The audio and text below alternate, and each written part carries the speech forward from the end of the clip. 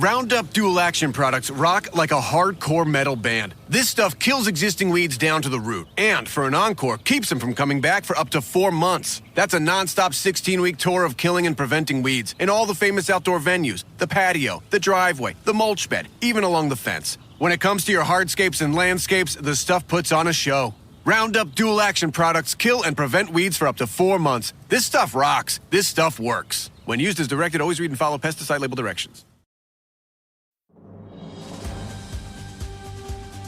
This episode is brought to you by Progressive Insurance.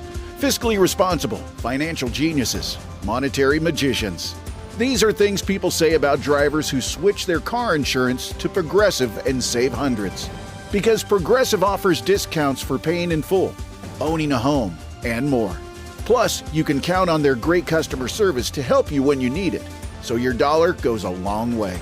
Visit Progressive.com to see if you could save on car insurance. Progressive Casualty Insurance Company and Affiliates. Potential savings will vary. Not available in all states or situations. Breaking news coming in. What's up, buds?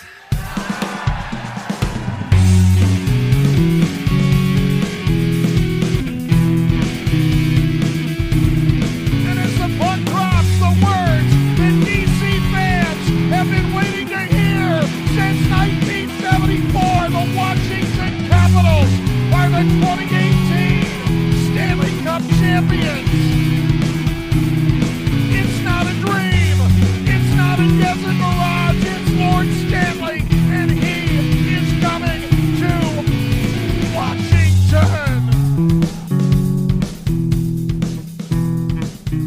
Welcome back to Japers Rink Radio. I'm your host, Greg Young, and today we're bringing on a guest who has been on Japers Rink Radio a couple of times, but I have actually never interviewed, and I figured it's time to change that now that we've relaunched the show and are, I'm kind of righting old wrongs, and one of those wrongs is that I never had Adam Gretz on while I was on. So, Adam, how you doing today, man? I'm doing great. Thanks for having me on. Really looking forward to it. Yeah, of course. So, all right. The Caps themselves are playing kind of mediocre-ish hockey right now. So we're going to mostly just talk about Alex Ovechkin. And so let's, because one of the fun things about having you on is that you've kind of been a similar, like, obviously you're a Pens fan, right? But you come in and you kind of have an appreciation for Ovechkin throughout the league, and you've seen a lot of kind of what I'm going to call, I'm going to earn the E label here, dumb bullshit that Alex Ovechkin has had to deal with since he's come into the league. So let's start with the goal chase itself. Like, it seems like this has kind of been a galvanizing thing in the league in a sense that I might have even been surprised even like a few months ago about how much it really seems to have captured the imagination. So kind of what's been your perspective lately on it? I think that it's one of those things that when he first entered the league, there was an anticipation that he was going to be an elite goal scorer. He was going to be potentially an all-time great. I think even with all of that, and even with the way he started his career, the goal record still seemed to be kind of unreachable, especially when you consider what the NHL looked like in kind of like the meaty part of his career. Mm-hmm. It was in a lot of ways worse than the dead puck era. Like you had a scoring title one year with 87 points. Like guys getting to 90 points or a point per game was almost unheard of. Yeah. There was a stretch where nobody could score 50 goals except for him. Yes. And it just seemed like that was never going to reverse. That was never going to change. And as great as he has been, as great as he was, I don't know that anybody really thought that this was something reachable. Yeah. And as he got closer, you start thinking, okay, maybe this is doable. But at what point is the aging curve going to kick in? We need to break just right, Yeah. He's been remarkably healthy and durable throughout his career. Is that going to continue into his late 30s and early 40s? It turns out this season it didn't continue, and it didn't even matter. Yeah. I saw fourth in the league in goals, which is crazy to me. I can't get by this season. Like when you look at where the season started and where he was, and he needs this many goals to get there.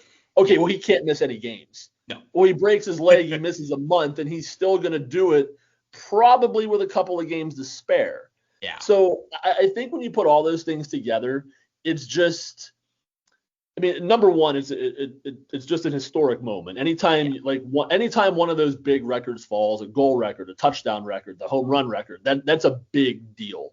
Yeah.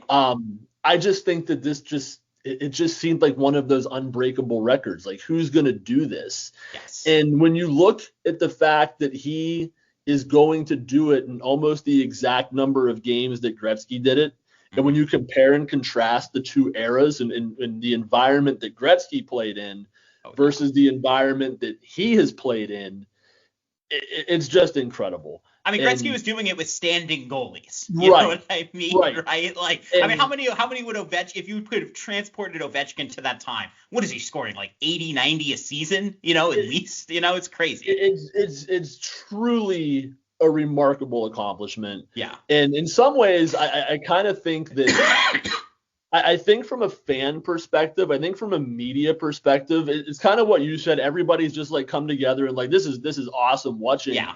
I still think in typical NHL fashion, they're not doing enough. Like, okay. I don't think that non-hockey fans really know this is happening right now. Okay. And I still feel like the NHL could be doing more with it. So what would you suggest? I mean, because I think the tricky part, we're hockey guys, right? We've accepted that we're the fourth of the four major sports, right? We get that. So I don't know, what would be kind of your perspective there? I just feel like, and the comparison that I'll use for this is a couple years ago when Aaron Judge for the Yankees was chasing the American League home run record. It wasn't even a career record. It wasn't even a decidedly less important record than Ovechkin. Significantly lower record.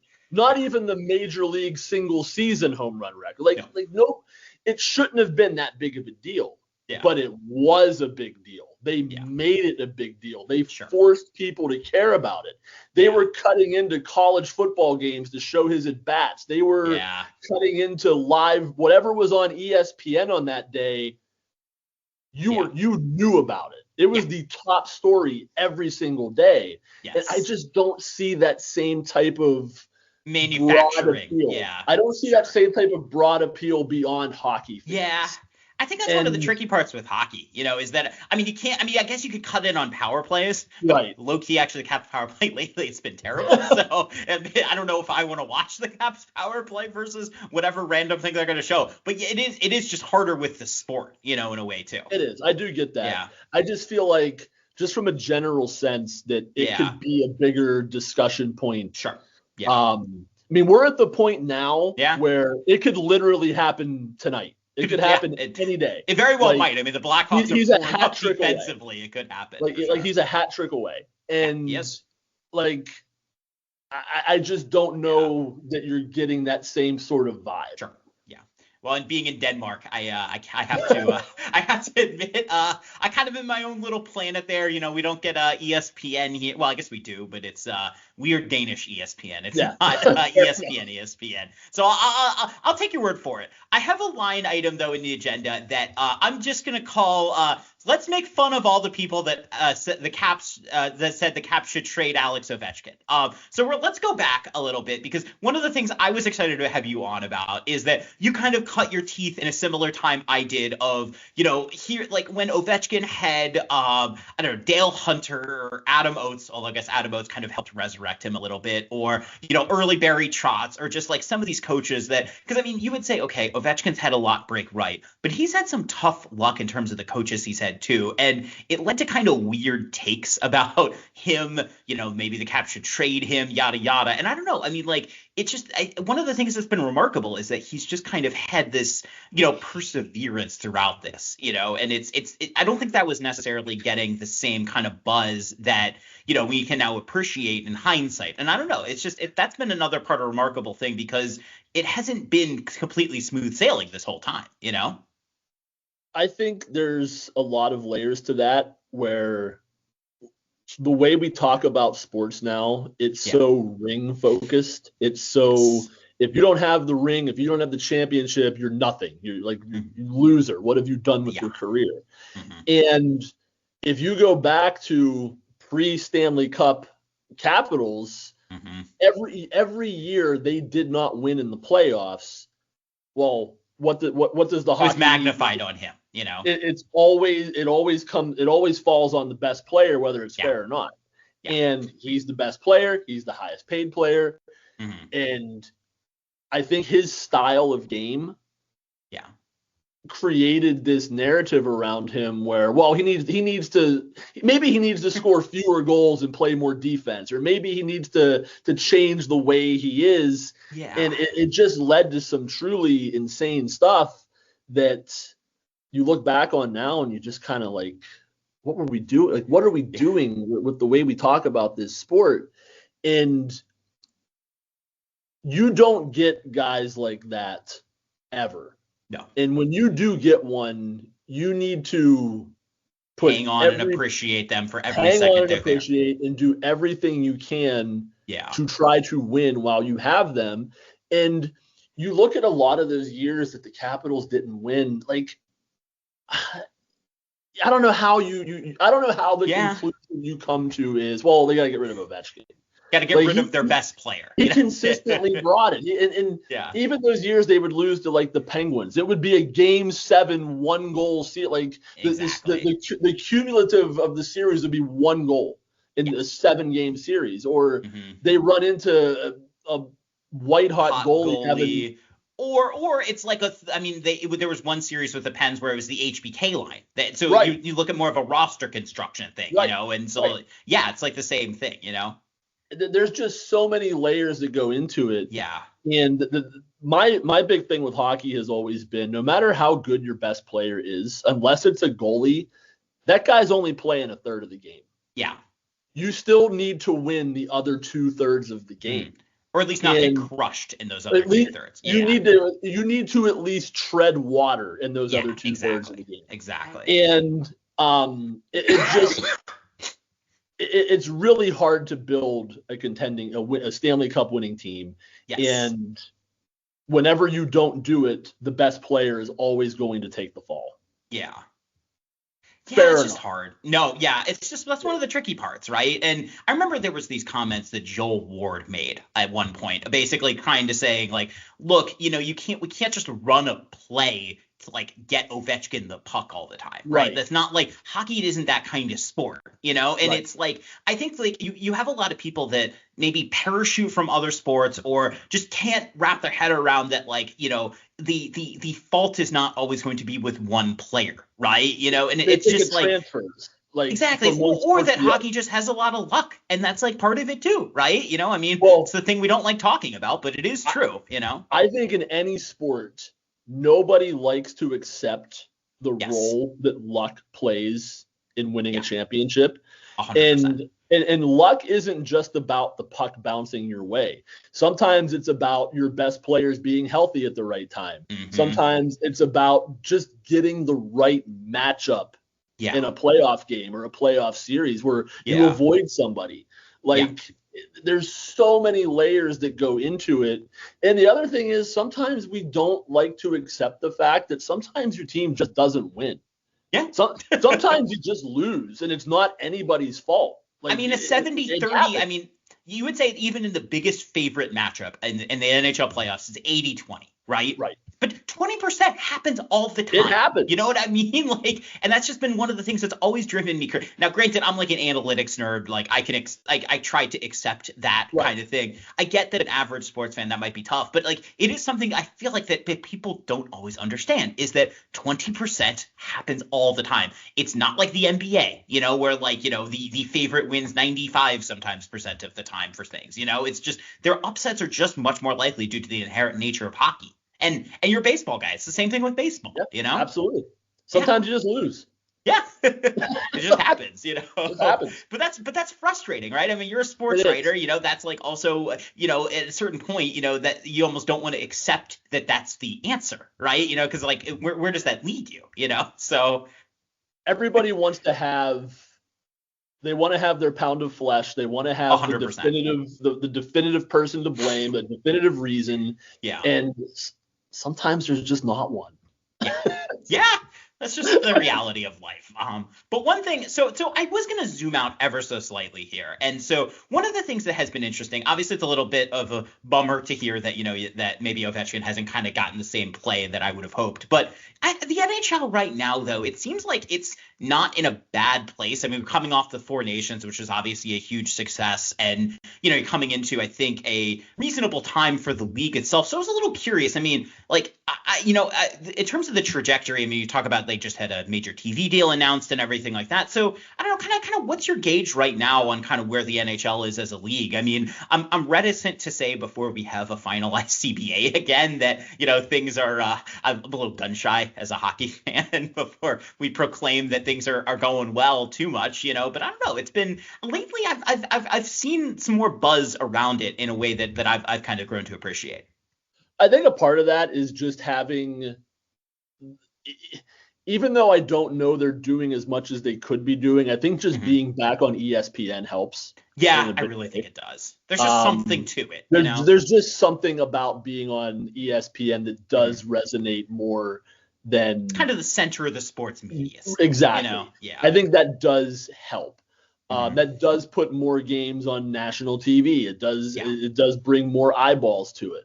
I think the Four Nations was a huge success. It went much better than I thought it was going to go. Oh yeah. When it first started, I was like, okay, interesting players. I'll watch it. These best will be on fun. best, right? We haven't seen that in a while. As long as the players care, I'm gonna care. Sure. And then they really cared. Yeah. And it was fun to watch, and it did. Now I think in some cases the eyeballs were brought in probably for the wrong reasons, but the eyeballs got a little political were at there. the end there, right? But you have more eyeballs on you in terms of your TV deal. You have significantly rising salary cap numbers in the next couple of years. Yeah, finally. There are. Now, I get kind of nostalgic about things, and I think the Crosby Ovechkin era, when those two guys were at their peak, that was you're never gonna have two guys like that at the same time, probably ever again. And it was a very unique time. Yeah. All due respect to the top players in the league now, McDavid, McKinnon, all those guys. Yeah. There was something about Crosby and Ovechkin that just hit different. I don't know if it was the way they were coming out of the lockout and those two guys were tasked with. They're just two singular talents in a way that you just look at them on. I mean, obviously McKinnon is fantastic. McDavid, I think I would put in that tier with them. Maybe McKinnon, you would say, I don't know. I don't want to say maybe a half step below. I don't know if that's fair or not, but the thing about there's just something McDavid singular about them, While McDavid is on that tier, he doesn't really have another guy to pit against them. No. Or another team to pit it. It wasn't just that Crosby and Ovechkin individually were great players. Yes. They were great players together. Yeah. That had a natural rivalry against each other, playing on teams that had a history with each other. Yes. That were consistently playing. It was the perfect storm. I think there's also something to the stylistic contrast between the two that was really interesting. Two great players in their own right, but two totally different. Couldn't be more different. Players. Yeah. Could not be more different from different positions, different playing styles, different physical builds, just totally different people. Yeah. And everything just clicked with them. Yeah. But even though you don't have that element right now, you do have so many great young players coming up through the league right now. There's a lot of guys that are really fun to watch right now. Yes. And there's more coming. So I do think the league, relative to where it was maybe 10, 15 years ago, is in a stronger place. It is in a healthier place. And the fact that the last CBA negotiations happened without anybody even realizing it happened was a huge step in the right direction. Because the NHL is the one sport you can always count on for that to not happen. Yeah. And so the fact that it happened might happen again. Who knows? Like, I do think that compared to 10, 15 years ago, it is in a better spot right now. Yeah, for sure. So there was one thing I wanted to ask you while we're kind of on this NHL-wide topic, though. And so one of the things that I pulled a few weeks ago, and it's gotten a little bit more buzz, and I was curious if this has been on your radar too, which is, so actually goal scoring is a little bit down this year, and it's, if you look at it, it's due to, I would say, primarily a decline in power play opportunities. And it's actually, if the record hold, or if the stat holds, it would be the lowest in the measured era, at least according to Hockey Reference. And so I don't know, I was a little curious, like, obviously, like, I think holistically the league is in a good place, but I don't know, it's been interesting to me that, you know, you've seen this still. I don't think we're completely in the clear in terms of trying to clean things up and really make sure that, you know, we're because we do want goal scoring to go up, right? I mean, just from a product standpoint, right? So I don't know, like, I still think we're a little bit away. I don't know, like, but yeah, I hope that we see the league at least want to keep trying to improve in this vein, you know, because Lord knows we saw in the dead puck era that it just seemed like they were out of ideas, even though they had no ideas, you know. So I want to avoid that too, you know. I do think there's some a lot of truth to that like you don't want to go back to that style of hockey. You don't want to go back to fully let them play. Yeah. Even with the decline in power plays, and this is just my personal like perspective and object, I don't know that it's necessarily just because the league isn't calling things as much as they could. Because if you watch an NHL game now compared to an NHL game from 2010, an NHL game from the dead puck era, I do think there's a lot more speed and flow and just style to the game now. Sure. Like, I do think it is better. And the NHL always likes to make the argument in situations like this, and they're doing it with with headshots and the declining suspensions. Their argument is, well, the players are adjusting. Yeah. I don't know that they always adjust that much. Yeah. But I do think in terms of like obstruction related things and hook, like I do think that maybe there has been some adjustment to what the standard is. I do, because just watching the game now seems more entertaining than it was. It's a good product right now. I really think so. It really is a good product. Yeah. So if players and teams have adjusted a little bit, I don't really know what you do to combat that. Yeah.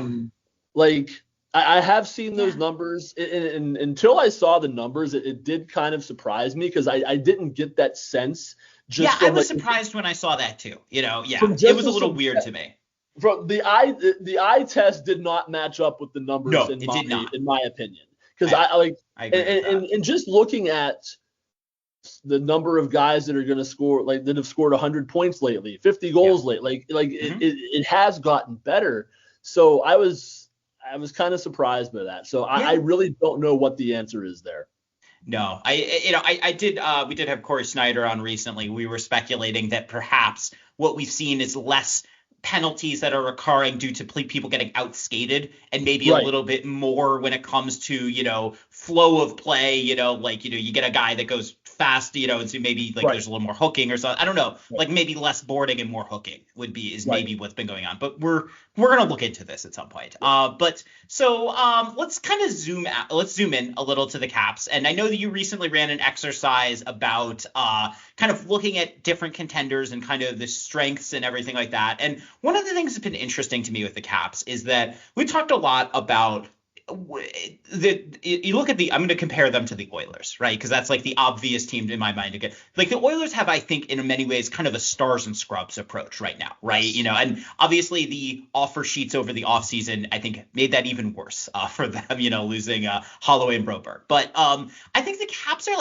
in many ways, I think, a very different roster than we're used to of thinking of one that could be a cup contender because, obviously Ovechkin aside, but even then, he's not going to necessarily dominate a line anymore. And they have a lot of what I would kind of call B to B plus to A minus players, right? And maybe not like a knockout punch kind of player. And so I was a little curious kind of where you're at on the Caps as a contender here, because it's a little bit of a different roster than you would think of as a normal Cup contender.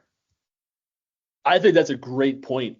And when you look at their roster, like you said, other than Ovechkin, there's not really that singular McDavid level, right. McKinnon level right. Or like even the Capitals team that won, you had Ovechkin, then you had Nick Backstrom, then you had Evgeny Kuznetsov, then you had prime John Carlson, then you had all these different like impact players that on any shift they could take over the game. Yeah.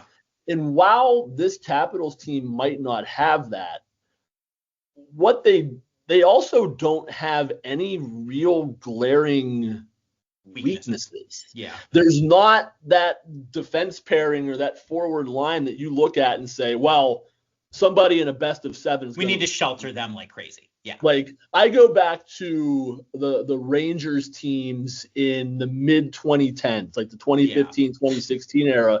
You knew when Dan Girardi and Mark Stahl were on the ice, that team was cooked. They were going to get absolutely annihilated.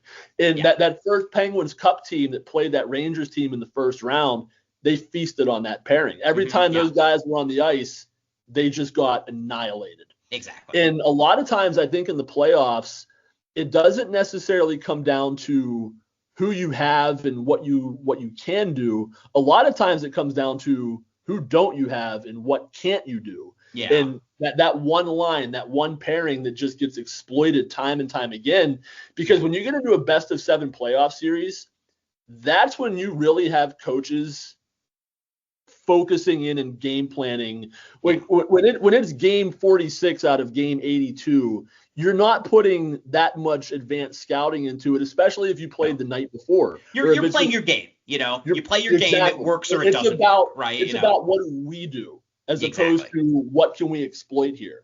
Yeah. When you get into a best of seven and your season is on the line and you have time to see these guys over and over again, well, now you're starting to drill down to, who can we exploit over there? Yeah. And I think that's what gets the Oilers in trouble all the time is once you get past McDavid, Draisaitl, and the Bouchard-Ekholm pairing, it's a team of guys. Like Victor Arvidsson these days or something, right? Full of guys, and they Henrique, It's what we talked about before. Can you keep your head above water? And a lot of times they can't. Yeah. And I think the Capitals, even though they don't have those difference makers, they have a lot of really good players. Yes. And from top to bottom, it's just, that guy's good. That guy's good. That guy can play. Yeah. Like there's nobody that you look at, and I'm saying this as a third party outside perspective. I look at the lineup. I really don't look at anybody on there and say, well, that guy. That's an obvious liability. Yeah, like that guy's going to be a problem. Like I don't see that. Yeah. And you add in really good goaltending, and you have a shot. Yeah. I like that. That is a very good point about this is a different type of contending team, because usually when you look at a Stanley Cup contender, you do have that depth. You do have those guys that you don't have anybody that's going to be a weakness, but you still have those game changers. Yes. And like outside of Ovechkin, that really doesn't. And I realize the absurdity of saying outside of Alex Ovechkin. Well, but also, I mean, look, we can all get that he's 30. I mean, like he's been great. He's phenomenal. He is 39, and he's not gonna like drive a line. We all kind of get that, right? You know, they need to put him with the right kind of players and that kind of but thing. He's still gonna. He's, on any given night, he can still score 3 goals. 100%. So we'll have to see if he gets one more. One guy I was curious about, because I always want to ask everyone about Alexei Protas, because I keep finding remarkable stats about Alexei Protas, which is my favorite one. I had a tweet go, or a Blue Sky post or whatever it's called, go somewhat get break contain a little bit. It was commenting that Alexei Protas had more 5v5 points basically than anyone that was put in the Athletics under 25 roster. He now has 60, which is the first non-Ovechkin player in the Capitals to have 60 even strength points since Nicholas Backstrom 15 years ago. So he has been, I'm a little curious though, like, have you ever seen something kind of like this with Alexi Protas? Like because we're struggling here to come up with good comps for that kind of growth. Because he scored 6 goals last year. Like we're really struggling with where one this come from, and two, is there any kind of parallel that we could even draw from this? Off the top of my head, I cannot think of a good parallel. I think sometimes in hockey, we go to the underrated, overlooked label way too often. It usually just refers to good player on a team I don't watch all the time. Or good player that wasn't put in the right role, then he gets the right minutes, and then, there you go.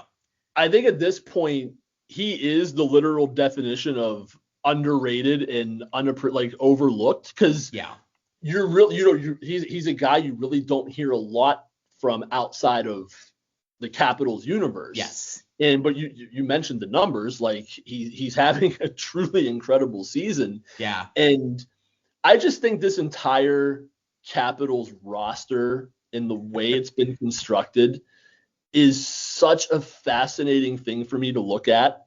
Yeah. Because and I think we might get into this discussion in a little bit here. We will. But like when you look at where this Capitals team was a year ago, 2 years ago, they were the team that everybody was looking at as, okay, they're old, their window's closed, it's finished, time to just tear it all down, start over. Yeah. And they didn't do that. Nope. They weren't ready to become bad. No. And a lot of things kind of broke to help them avoid that. Number one, they've had great NHL scouting. They've hit on a lot of moves, and they have gotten a lot of production from their farm system and guys that have come through and it's all come together into a team that just wasn't ready to become bad and give up. No. And now they're a legitimate Stanley Cup contender. And it's just been fascinating to watch, because whenever a team shows the slightest hint of slowing down, the immediate call is, get rid of everybody. Got to burn it down. Yeah. Burn it down to the ground. It's over. Yeah. Like, I think they've kind of showed you don't really need to do that. Yeah. And the other team that I think that has been kind of successful at that has been Los Angeles. Yeah. Like they went through a very similar phase where, they hit their ceiling. They started to slow down. They could have very easily said, okay, we're going to trade Kopitar. Yeah. We're going to trade Drew Doughty. We're going to trade Jonathan Quick. Now, they eventually did trade Quick, but it was after they had already been on the other side of it. Exactly. Yeah. And it just made dollars and cents to make that move. Sure.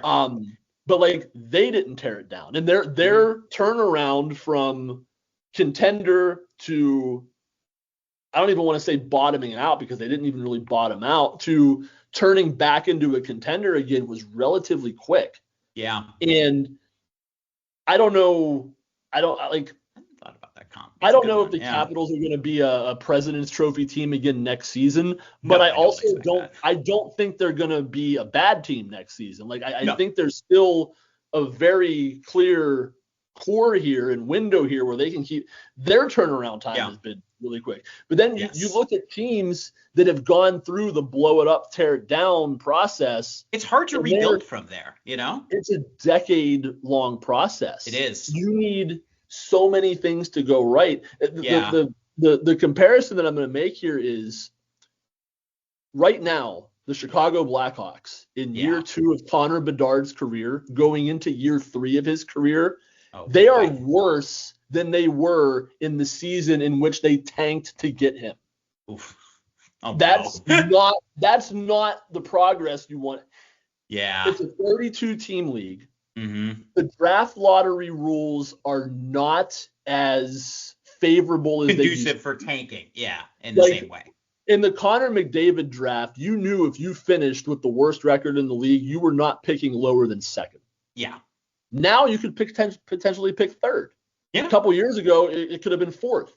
Mm-hmm. Like that, the difference between the first pick and the third pick, Yeah, is astronomical in most it can. years. Yeah. Like But you can't guarantee it. You can't guarantee it. Yeah. And you've added so many more teams in over the past 15, 20 years that you're just from a number standpoint, you're competing against more teams. Yeah. So I really love the way that the Kings, the Capitals, have said, you know what? Maybe we do need to do a little soft reset here, but we still think we can do this quickly. No, and then because the other team that we saw them recently with the Caps, like a lot of people have been talking up the San Jose Sharks for their rebuild, right? And I think they've done a good job. But the problem is, you look at that roster and you're like, it's man, so this is far like away. Exactly. This is like a nuclear level like detonation that they had. And so fine, right? Maybe they did need to do that. I mean, they had a lot of really, really bad contracts, fine, right? But like the level that you need to go up, you need a lot of things to go right. You need a lot of your young players to hit, not just Celebrini, not just Will Smith. You need like a lot of these guys to work now. And then it's because then, all right, when do you build? When do you make that up? And it's also, I think there's also something to the Caps like level of organizational refusal to lose in a way that like is really kind of imprinted in all aspects of the organization. And I think it comes down not just to the standard on the ice, but kind of the way that they conduct their personnel decisions is very coherent. It's very they have plans about everything. And I think I look at that and I'm just like, that's something that's really hard to maintain if you go on a nuclear level rebuild and you're intentionally trying to lose, right? And that's just, I don't know, to me that's just one of the tricky things is that even like teams, it's so easy to say, okay, we got value in tearing it down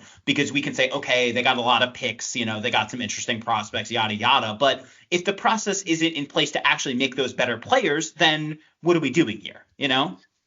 I think once you make losing acceptable, it's really tough to break that cycle. Yeah. Like you go back to when and I'm not saying this was from a player or team perspective, but like when Buffalo was tanking that year and their fans were literally openly cheering against them.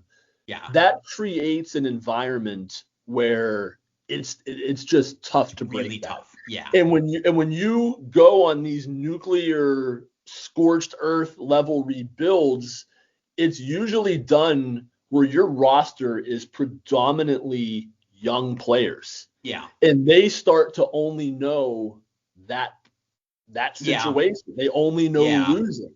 Yeah. And when you have a guy like Alex Ovechkin that's won a championship and been through it all. Yeah.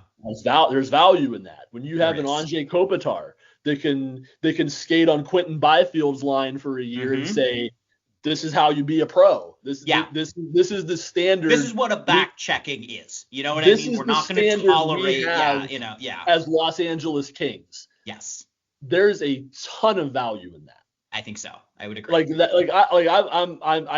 I like to think of myself as a numbers guy, but I also realize there is a subjective human element to it, and you need to have people that give a damn about the team. Absolutely. Yeah. We had Jock Hahn on recently, and I mean, his point is, look, hockey players are people too, and an NHL team is a workplace, right? Yeah. If you have a workplace that does, I know this is like going to sound like a vague TED talky thing, but there is some truth to the fact that, if you tolerate a atmosphere that doesn't allow that doesn't focus on details and that doesn't allow for a kind of growth and instead tolerates kind of mediocrity, that's something that's just really, really hard once it's in an organization to get it out of it.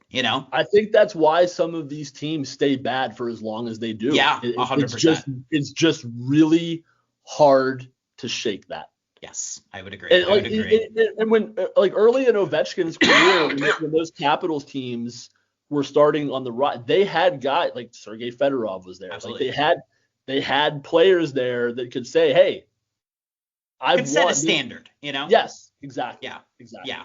No, and then when a player didn't hit that standard, it was they could make moves and get out of that. So with that, we're going to take a quick break, and on the other side, I'm going to ask Adam about a team to compare the Caps with, a team that maybe hasn't seen that same standard. I'll hint that, and on the other side, we'll talk about the Pittsburgh Penguins. So stay tuned.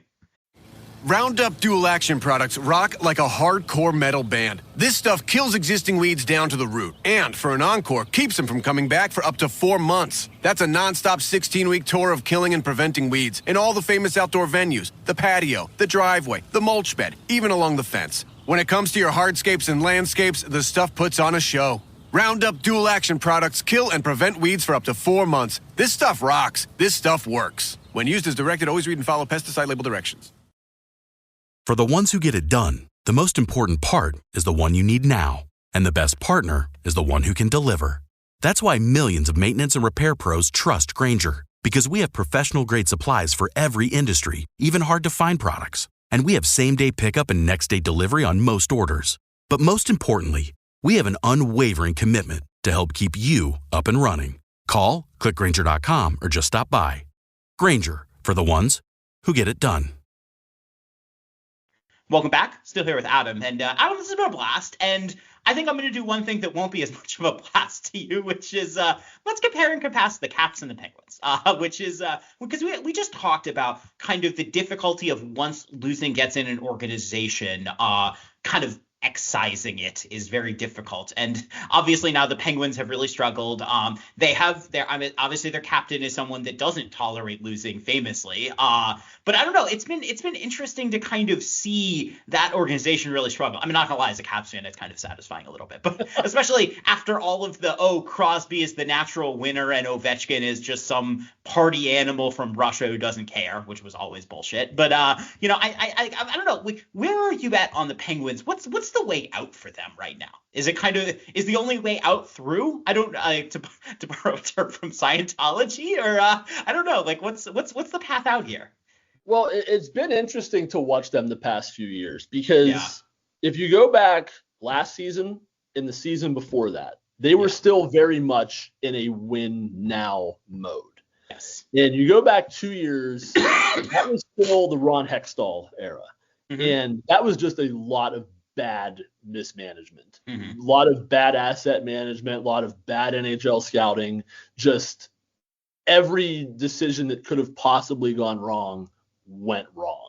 Yes. And like, even then they still missed the playoffs by, I think it was a point. Like, they were still, even last season, they go into last season very clearly still in it. They're trying to extend their window as much as they possibly could.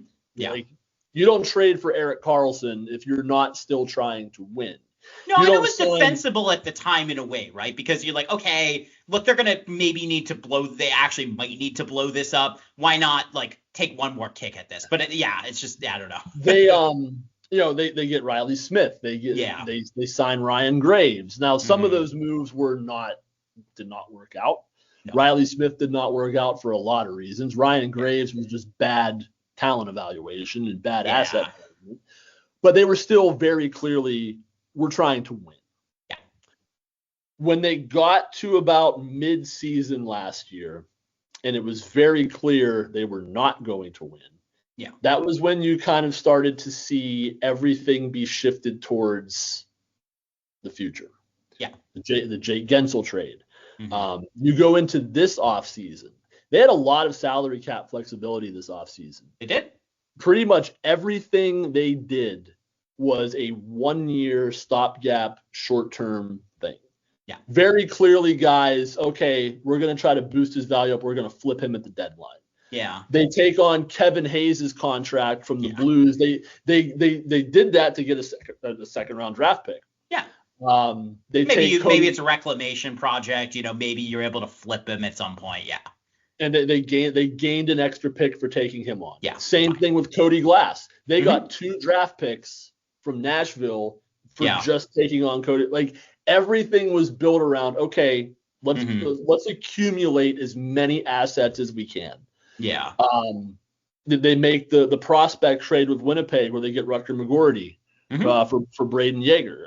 Who, if I'm not mistaken, just had his debut recently, right? So. He just scored his first NHL goal last night. I saw, yeah.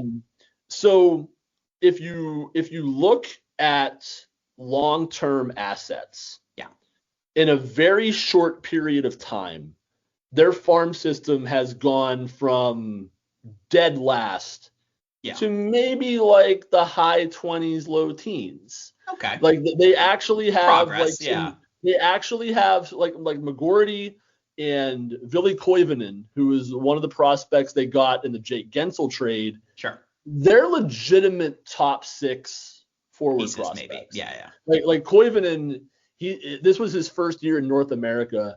He's top 5 in the AHL in scoring this year as a 20. Okay.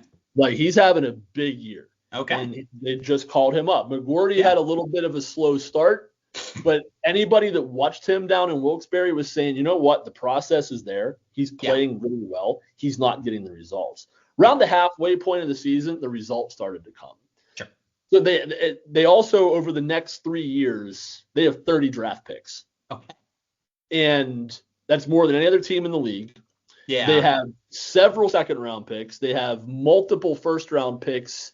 It's either going to be this year or next year, depending on where the Rangers finish. And because they have that fascinating trade with all the they have the pieces, Rangers and this could actually, depending on what you think of the New York Rangers short-term prospects, I don't think very highly of them. So. That could be a really interesting draft pick to have because it's top 13 protected this season. Yes. So if the Rangers pick this year falls in the top 13, depending on how the lottery goes, they could say we want to keep this pick. Sure. If they keep it, the Penguins have unprotected access for a team that could crash next year, and I for think a actually team there's a that decent very chance well, they will. So then if you're the Penguins, you could be looking. A lot of things have to fall into place for this. Sure. You could be looking at a situation where they have 2 lottery picks in the Gavin McKenna draft. Yeah. Okay. Well, I don't like that as a Caps fan. Yeah. So I don't think they're looking at a scorched earth. Like they're not getting rid of Crosby. They're not getting rid of Malkin. No.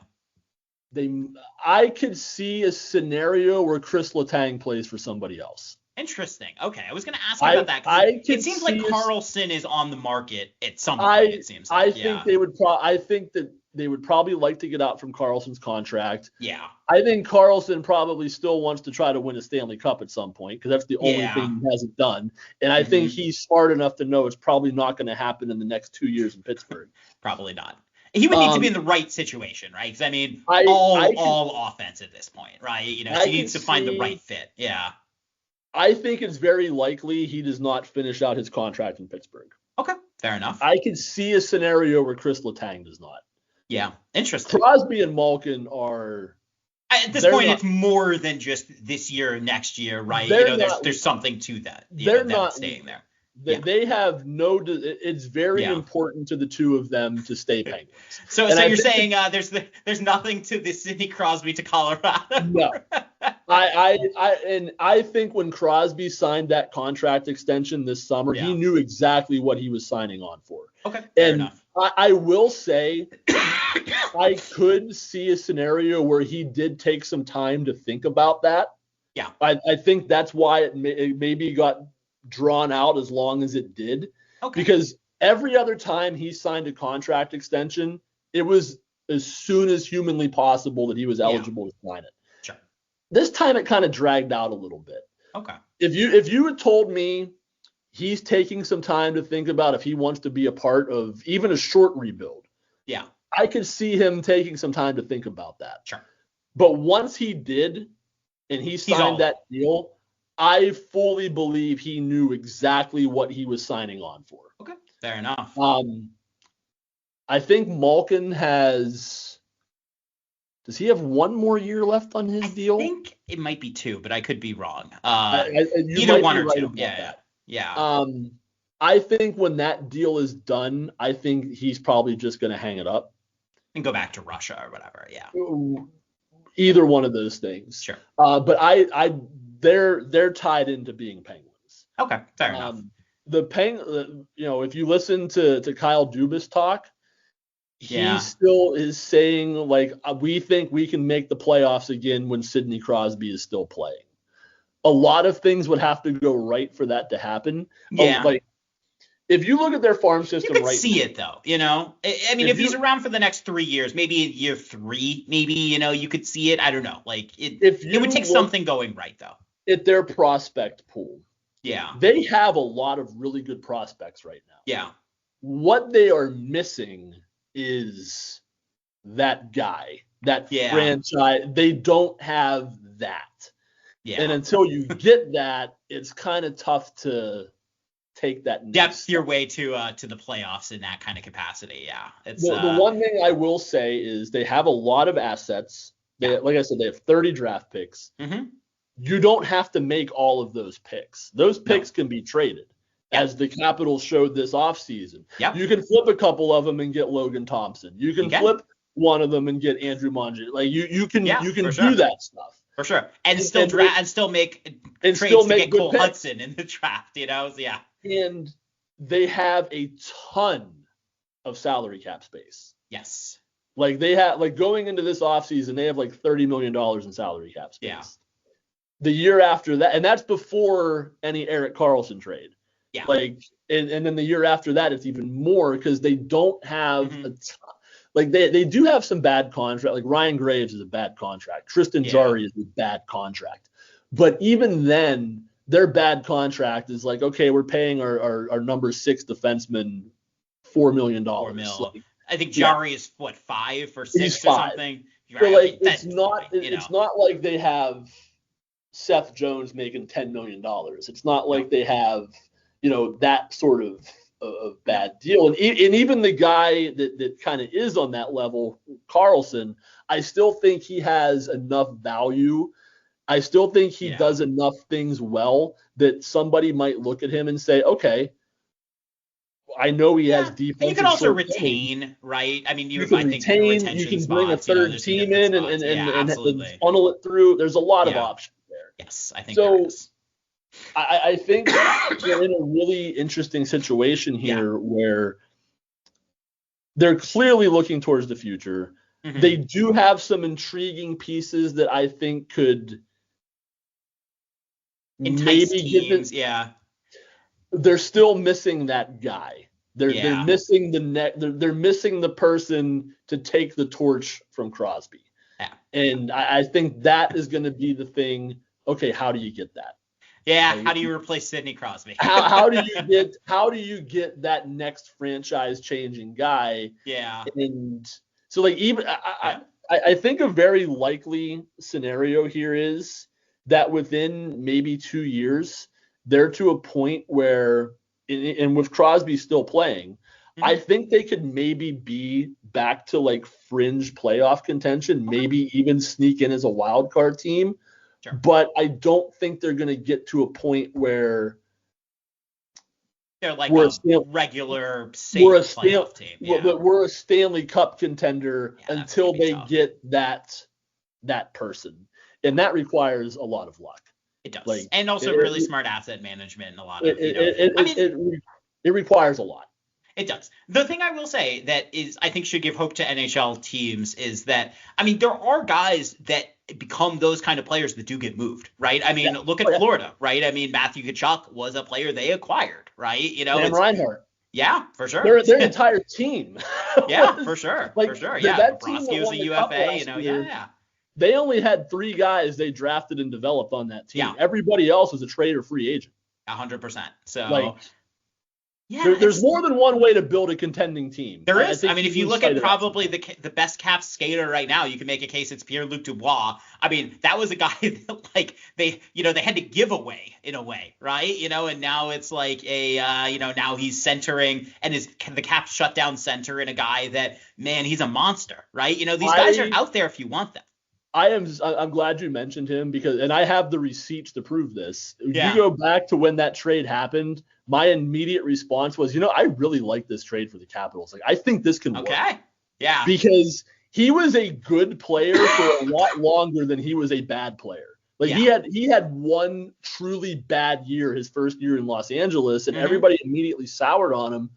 But he's a good player. He's a good player. Yeah. And I loved that move at the time, and I feel very very validated Justified. and vindicated. Yeah. Well, I mean, I think for the Caps at the time, we were also a little bit like, okay, like you're trading Darcy Kemper, right? Like he's an overpaid goalie who had lost the starting job, and now we get like a reclamation project, but a guy who's like a center. You needed somebody that could play a top 6 center role. 100%. It seemed like a great match. And in Darcy Kemper's defense, he has rebounded in Los Angeles. Like he's been great. That is probably one of the few salary dump for salary dump trades that just worked. That has been a winner for everybody involved. Yeah. The teams won, the players won. It is a perfect trade in every way.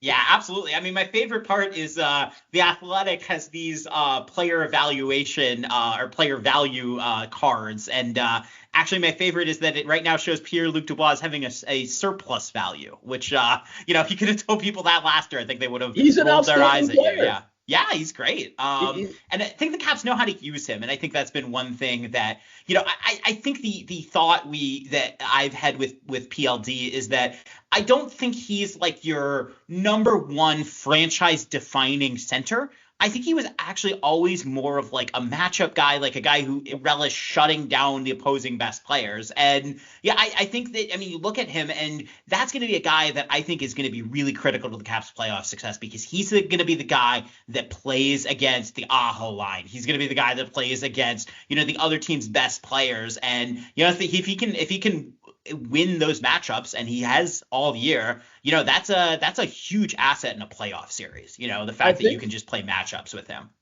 I think the whole perception of him as a player, he was a number 4 overall pick, which brings a ton of expectation. It does. You want him to drive offense in a line. Yes. You know what I mean? When you're picking top 5, you're anticipating impact players, superstar level numbers. Yeah, exactly. But this goes back to the point I made earlier about the difference between the number 1 overall pick and the number 3 or number 4 overall pick. It can be just a chasm of a difference.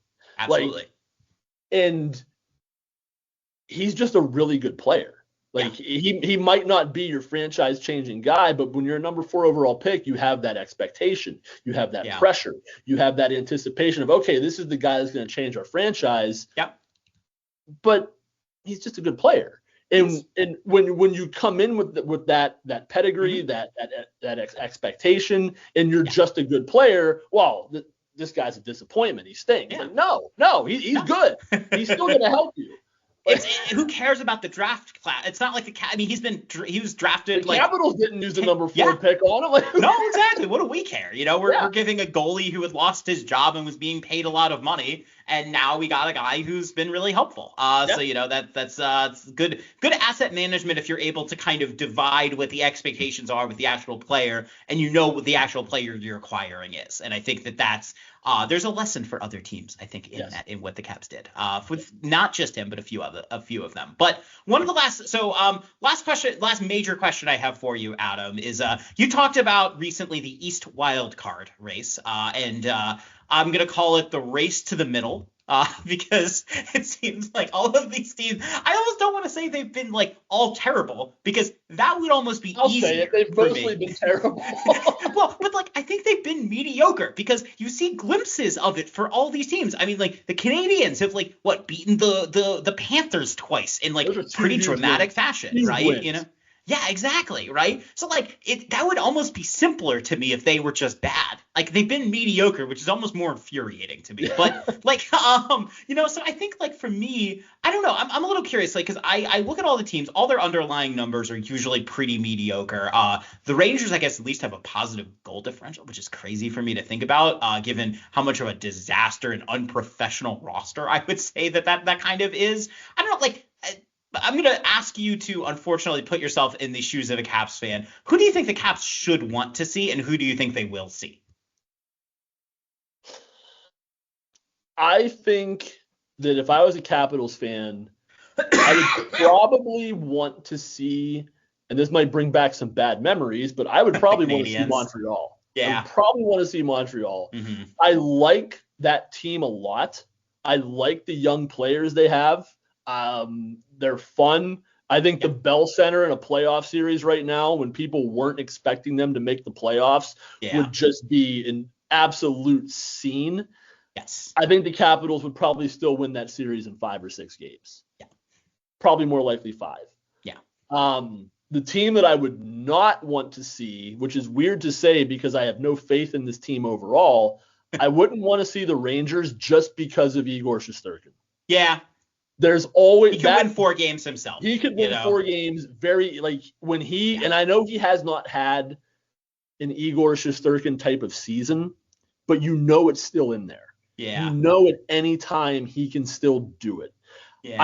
I think that team is not very good. I don't think they were as good as their record a year ago. They have the same flaws every year. They never seem to learn what they're missing. No. I still would not want to face Igor Shesterkin in a best of 7 series. Yeah, it's crazy to think that would though. terrify me as a number 1 seed. It would. It's just crazy to me that I watch that team play defensively and it's it's almost like I almost want to say it's unprofessional in a way. Which is a weird word for me to use, but there's just basic flaws that I'm I can barely skate and I'm oh boy, you're just letting that guy go to the middle? What are we doing here? Your Z-zone coverage is so bad. It's crazy because that team actually has one of the best defensemen in the league on it. I know. What does that say about the other 5 guys on that blue line? I don't know. I mean, and their asset management, they get the Borgin trade, right? I mean, everyone's maybe whatever, the salary is a little high. I'm I don't care about the salary. I just don't think he's a very good player. That's what are we doing here? And all those guys are under contract for multiple years. Yeah. So but even with that, that's the team I would want to avoid. Okay. Just because it's just Fair enough. Quite honestly, I think the team that would probably be the best matchup would probably be Columbus, but I think Columbus is probably I think that loss to Colorado last night was a big one. Yeah, that one stung. And Detroit's out of it. The Islanders are out of it, I think. I think actually the Caps would like to see Detroit the most. They have a couple of big but they've been bad for a while now. Yeah. They went on a 15-game run where their power play was just unstoppable. Yes. Every other flaw still existed on the team. Yeah. The power play is cooled off now. Every other flaw is. And now they can't score all of a sudden. And again, that's another one of those teams that has just been so bad for so long. Yeah. It's so hard to make progress. It is. It is. A lot of young players that are good, but just haven't quite popped in the way that they need them to. Right. Yeah. But if I'm a Capitals fan, I'm hoping for Montreal or Columbus. Okay. I think it's probably going to be Montreal. Because they have this somewhat easier schedule the rest of the way. The Rangers' schedule is actually very grueling, and they have not been good against playoff level teams. No. I just would not want to see Igor Shesterkin in the opposite crease. I would not want to see that. No, I want no part of that, especially with the Caps goaltending right now with Logan Thompson maybe being hurt. I don't like that matchup for the Caps. Don't want that matchup. Nope. All right. Okay. Adam, you're a baseball guy. We're going to conclude with tell me how many games the Pittsburgh Pirates and Washington Nationals are going to win this year. I think I said for the Pirates 74. Okay. That seems optimistic now already. I actually like the Nationals' young players. And I think if a couple of those guys break out this year, I could see them pushing 80, 81, 82 wins. You keep saying nice things about DC sports teams, man. We got to get you on more. I'm very fond of DC. I love visiting DC. I love Nationals Park. I love going to baseball games there. Beautiful. I've always had fun at Capitals games, whether I've been in the stands or whether I've been in the press box. I've always enjoyed it. Absolutely. I'm actually really glad that the team is staying downtown because it is so accessible to get to that arena. It's one of the easiest arenas in the league to get to. It's just in such a great spot. I think there's also just something to the idea of a sports team being downtown in a city, right? I mean, I look at what happened with the Braves, and I just found that really frustrating, right? Say what you will about putting them in a suburb or whatever that is a very heavily, the racial dynamics there are obviously pretty stark in Atlanta, but I don't know. There's just something to the idea of the Caps being in downtown DC that felt important to me, No, I have a lot of fondness for Washington DC. There you go. I respect the affect the Capitals-Penguins rivalry. I truly hope that if he's broken the record before game 82, that Penguins fans give him the appreciation he deserves. Yeah. And it would not surprise me if the Penguins honor him in some way. That would actually be very cool. I would enjoy that. Because that's been the type of thing they have done. I remember a few years ago when Patrick Marleau was playing for the Sharks, he actually got his 1,000th point in Pittsburgh. Okay. And the Penguins, like in the next TV timeout, they took a moment and were like, hey, congratulations, Patrick Marleau, on this huge accomplishment. So that's cool. Knowing what the rivalry has been, and I seeing Crosby and Ovechkin kind of like personally have like respect for one another and just the way they've, especially in the last 5 years, I think it's really I think they both know. I think they both know and appreciate what they've done for the league and what they've done for each other in a way too. Yes. So like I have a lot of fond thoughts of DC and those games and those teams. So there you go. All right. Well, speaking of fond things, Adam, it's been great having you on the podcast. This has been a blast. Awesome. I enjoyed it. I can't believe I waited this long to do it. So, I guess it took me restarting the Japers Rink Radio to do it. But I know that you have a Substack. But I'm not going to call you a Substack, bro. So we'll just say Substack. So where can people find you and your various musings and because I know you've also decamped. So from Twitter, right? Mostly. Yeah, mostly. You can find me on Twitter, still at Adam Gretz. You can find me on Blue Sky, same username. I'm writing for Yardbarker. I'm writing for Bleacher Report, NHL. I'm writing for Pennsburg. I'm writing for I do some football stuff during the season for The Athletic. You can find me in a lot of different places. So okay, a man of many trades, and you have your own Substack too, right? And I have my own Substack. Comes recommended via Japers Rink, so happily endorsed from our standpoint. I appreciate that. Absolutely. All right. Well, if you like the show, you can rate or subscribe, review. It's been really a professional, and personal, just joy doing the show again. It's you can do all that. You can find me at GregY_JR on Twitter. You can find me at Greg Young on Blue Sky. Glad I got my original name there. And you can follow the show at Japers Rink Radio. Next week, we have Chris Watkins on. We're excited about that. And I'm announcing a much bigger thing with that soon. And we're going to have Rob Parker after that. So it should be a good little stretch here. But Adam, thank you so much for coming on, man. Really, it's been a blast. I loved it. Thanks for having me on.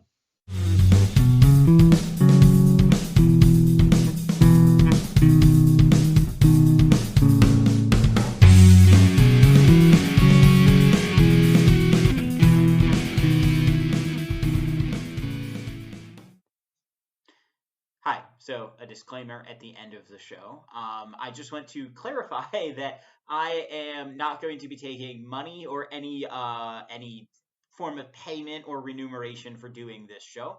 There are obviously have been ads in this show, but it's important to clarify due to my visa situation and the fact that I would like to stay in Denmark for at least a little bit here, that I'm taking no money nor any kind of remuneration for this show. So there you go.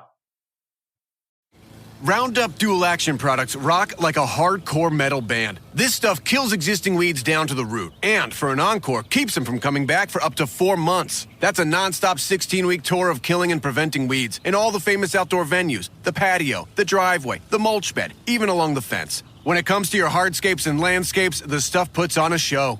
Roundup Dual Action products kill and prevent weeds for up to 4 months. This stuff rocks. This stuff works. When used as directed, always read and follow pesticide label directions.